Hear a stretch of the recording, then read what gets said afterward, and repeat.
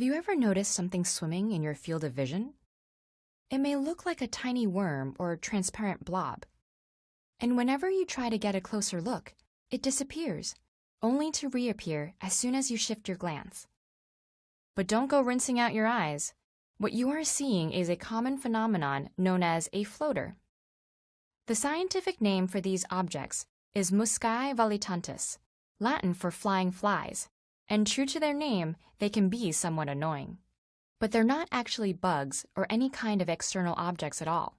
Rather, they exist inside your eyeball. Floaters may seem to be alive since they move and change shape, but they are not alive.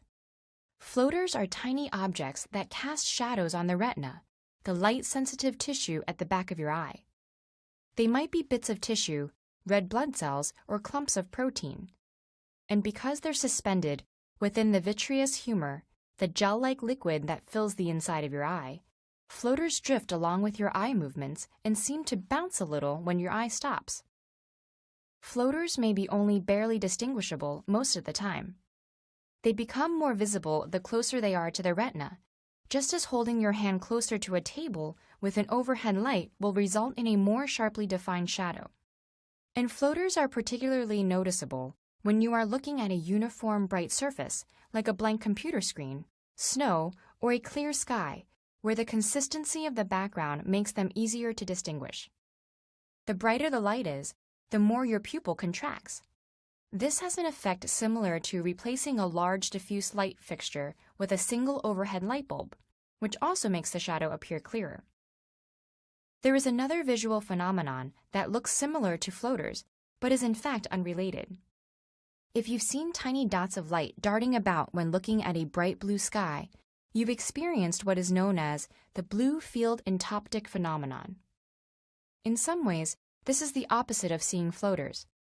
Here, you are not seeing shadows, but little moving windows letting light through to your retina. The windows are actually caused by white blood cells moving through the capillaries along your retina surface. These leukocytes can be so large that they nearly fill a capillary, causing a plasma space to open up in front of them. Because the space and the white blood cells are both more transparent to blue light than the red blood cells normally present in capillaries, we see a moving dot of light wherever this happens, following the paths of your capillaries and moving in time with your pulse. Under ideal viewing conditions, you might even see what looks like a dark tail following the dot. This is the red blood cells that have bunched up behind the leukocyte. Some science museums have an exhibit which consists of a screen of blue light, allowing you to see these blue sky sprites much more clearly than you normally would. While everybody's eyes experience these sort of effects, the number and type vary greatly. In the case of floaters, they often go unnoticed as our brain learns to ignore them. However, abnormally numerous or large floaters that interfere with vision may be a sign of a more serious condition, requiring immediate medical treatment.